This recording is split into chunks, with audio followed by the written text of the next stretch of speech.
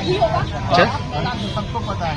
2122 को हुए JCC CGL exam में अब गड़बड़ियां सामने आनी शुरू हो गई है और इस चीज को लेकर छात्र 2 बार आयोग से भी मुलाकात कर चुके हैं और अपना सबूत जो है वो सौंप चुके हैं। मगर यह जो अब पूरा आंदोलन है यह अनिश्चितकालीन धरने में तब्दील हो गया है और इस वक्त हम लोग जो है बापू वाटिका में मौजूद हैं। अब देख सकते हैं हमारे साथ छात्र हैं, साथी नेता है, घर लेकर बैठे हुए हैं और साथी ये बताइएगा और जब आयोग कह रही है कि हमें थोड़ा समय दीजिए, हम जांच करवा यदि आप घर में तो कितना समय चाहिए सर? 2016 से ये वैकेंसी 2015 की पहले 1500 वैकेंसी आया था सीजीएल का। उसके बाद ये जो है 16 में एग्जाम होता है, 17 में रद्द होता है, 18 में फिर नियमावली बदलता है रघुवर दास की सरकार में। फिर उसके बाद कुछ दिन के बाद नियमावली बदलता है, सरकार बदलती है, फिर नियमावली बदलता है, फिर परीक्षा होता है, फिर रद्द होता है, फिर होता है, फिर रद्द होता है। अभी 2024 का बता रहे हैं कि इतना बार जो है 2024 में इतना बड़ा कांड हो गया। 28 जनवरी को एग्जाम देके आते हैं और आने के बाद 8 साल के बाद परीक्षा देने के लिए लोग आते हैं। उसके बाद पता चलता है कि पेपर लीक हो गया। तो उसी पेपर लीक को छुपाने के लिए इस बार जो है क्या की है सरकार जो है इंटरनेट को बंद कर दिया था। यानी कि ये सीटें, ये वैकेंसी जो है पहले से रद्द है। सरकार, आयोग और कुछ जो है ये सरगना पूरा मतलब कहे पक्ष या विपक्ष सभी लोग मिले हुए हैं क्योंकि ये वैकेंसी है 2016 की। तो उस समय रघुवर दास की सरकार थी और इस समय जो है मुख्यमंत्री हेमंत सोरेन या जेएमएम या कांग्रेस की सरकार है। यानी सभी जो है हमाम में सब लंगे हैं, सबने सीट बेचा है। नहीं तो अब बताइए, और जिस तरह से आपका सवाल है कि आपने और समय चाहिए, तो कितना समय चाहिए? अभी 8 साल 9 साल हो गया, आप कुछ कर नहीं पा रहे हैं। 150 क्वेश्चन सेट नहीं कर पा रहे हैं। 22 तारीख को जो एग्जाम हुआ है उसमें आप देखिएगा कि थर्ड पेपर जो है, थर्ड पेपर का 20 सेक्शन का मैं पार्टिकुलर बता रहा हूँ। 20 सेक्शन को देखिए, सभी स्टूडेंट को मैं कह रहा हूँ 20 से लेकर 40 तक का क्वेश्चन मैथ से है और वो 2022 में पूछा गया है। एसएससी का एग्जाम टीयर 2 का सीजीएल का, हाँ 22 का जो है बताइए, उसका जो है वहाँ पर हूबहू उतार दिया गया 20 क्वेश्चन।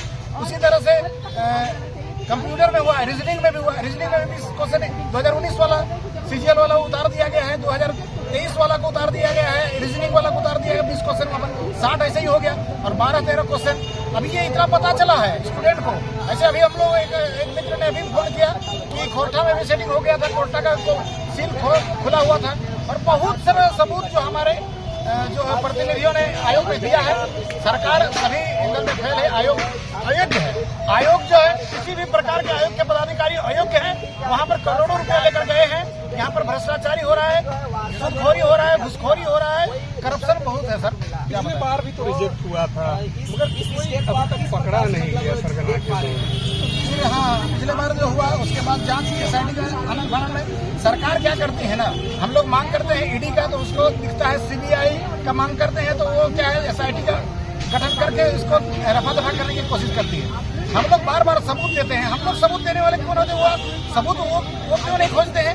हम लोग तो इसका प्रमाण देते हैं। उसके बाद डिटेल में उन लोगों को जांच कराना चाहिए, लेकिन उनका नियत में खोट है। तो ये नियत उन लोगों को साफ करना चाहिए, सद्बुद्धि आना चाहिए। इसलिए हम लोग बापू वाटिका में आए हुए हैं। आज 2 अक्टूबर है, गांधी जयंती है और सत्य और अहिंसा के मार्ग पर, गांधी जी के मार्ग पर चल करके इन जो है चोरों को जो है खदेड़ना होगा, भगाना होगा और झारखंड के युवाओं को न्याय दिलाना होगा। कब तक रहेगा ये धरना आप लोगों को? ये अनिश्चितकालीन है और जब तक सरकार को समझ में नहीं आएगी, जब तक सद्बुद्धि नहीं आएगा मुख्यमंत्री हेमंत सोरेन जी को मैं कहना चाहूँगा, वो सोचते हैं कि ये दूसरा है, विपक्ष का है। हम लोगों ने इनका सरकार लाया था, रघुवर दास का सरकार को हटाकर मुख्यमंत्री हेमंत सोरेन की सरकार को हम लोगों ने लाया है। हम लोग 2016 में अनशन कर रहे थे बापू वाटिका यहाँ पर राजभवन के सामने 16 दिन तक। तो वहाँ पर भी वो बोले थे जेपीएससी 5वां का सीबीआई जांच करेंगे, 6ठा वाला रद्द करेंगे। अब जैसे ही हमको सत्ता मिलेगा हम सारा काम धड़ाधड़ करेंगे। कदम मिलाकर भी चल रहे थे। बिल्कुल, कदम पे कदम मिलाकर उनका बहुत काम किया है यार। हम लोग नहीं, पूरा झारखंड के युवा को भरोसा हो गया था। ये इन्होंने क्या बोलते हैं ना, ये रंगा सियार जैसा काम किए हैं। ये इनका कथनी और करनी में बहुत फर्क है सर, बहुत फर्क है, बहुत दुख होता है। दुर्गा पूजा के बाद कोड ऑफ कंडक्ट लग जाना है, आचार संहिता लग जाना है। क्या लग रहा है कि आयोग रिजेक्ट करेगी एग्जाम को? आप ही को समझना होगा, इस जनता को समझना होगा कि जो हमने ये एग्जाम 2015 में आई थी और उसके बाद ये वो रघुवर सरकार की सरकार थी, उसके बाद हेमंत सरकार आई, उनका भी 5 साल का या 7 साल खत्म होने वाला है। आप बीच में हेमंत जी ने नियुक्ति वर्ष घोषित किया था, उसमें नहीं निकाले एग्जाम। और ये आप ही बताइए कि आप इलेक्शन का मात्र 3 महीना बचा हुआ है, इसमें इतनी हड़बड़ी में क्यों है? ये हमारी गवर्नमेंट क्यों कर रही है? सबको पता है कि ये क्या हो रहा है। हमने एग्जाम दिया था 28 जनवरी को एग्जाम दिया था, उसके बाद दोबारा एग्जाम पोस्टपोन कर रिशेड्यूल करके आपका 21 और 22 सितंबर का हुआ। आप बताइए जो 28 तारीख को हुआ था कितने बेहद रूप से करप्शन हुआ था, और उसके बाद क्या हुआ था, जो एजेंसी थी उसको ब्लैकलिस्टेड किया गया। उसके बाद SIT का कर सरकार बताए ना, जो 8 या 7 से 8 महीना में SIT का क्या हुआ। वो जो कल्प्रिट पकड़ाए थे, उनके हाथ में एडमिट कार्ड पकड़ाए थे, उनको आपने डिबार किया कि नहीं किया? उनके छात्रों को पब्लिक गवर्नमेंट लाए कि नहीं, जिनका एडमिट कार्ड पकड़ाया था उनको डिबार किया बिना, उनको इस एग्जाम से बहिष्कार किया बिना एग्जाम को फेयर होने का कोई सवाल ही नहीं होता। जब वो लड़के जो पैसे लेके एग्जाम पहले ही से पैसे देके हुए जो लड़के थे वो भी एग्जाम हमारे साथ बैठेंगे, तो आप कल्पना कर सकते हैं कि हमारा 21 और 22 तारीख का एग्जाम फेयर होगा।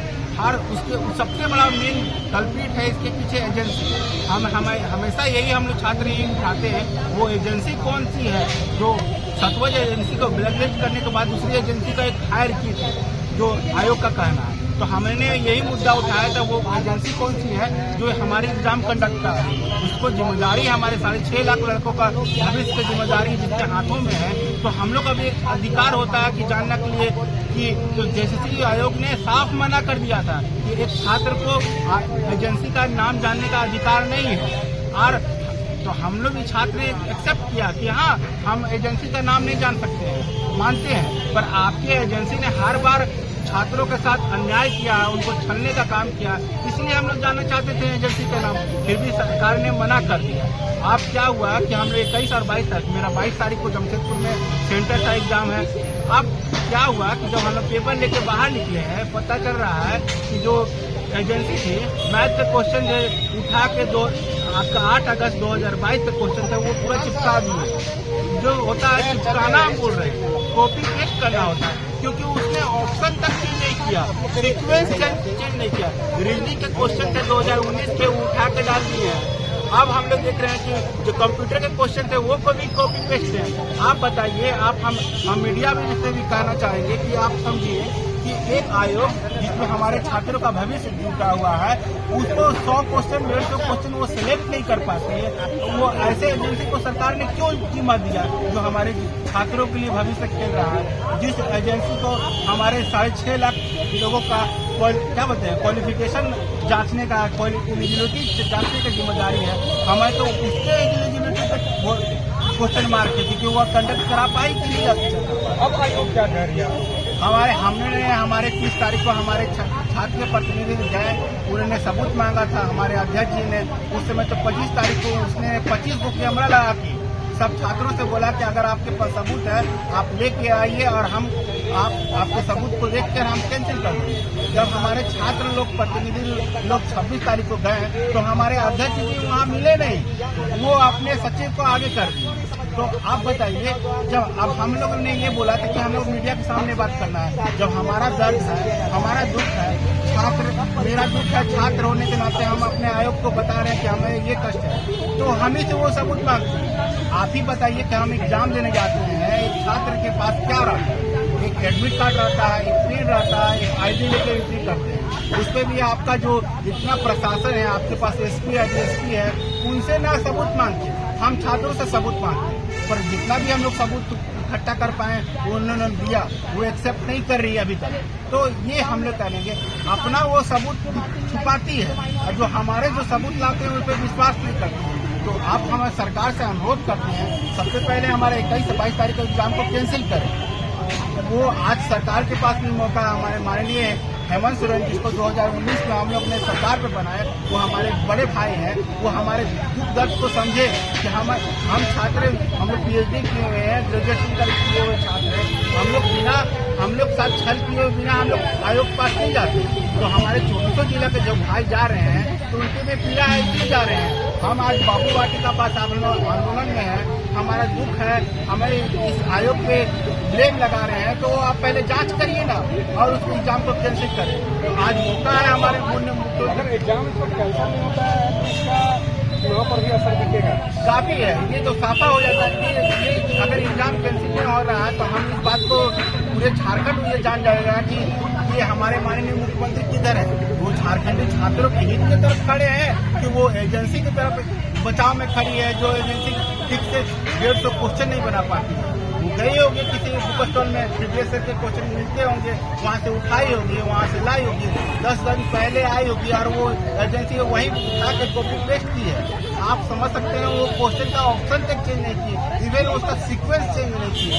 तो उसको हमारे छात्रों के एग्जाम के बारे में उसको समझ में नहीं आ रहा है कि क्या खेल रही है।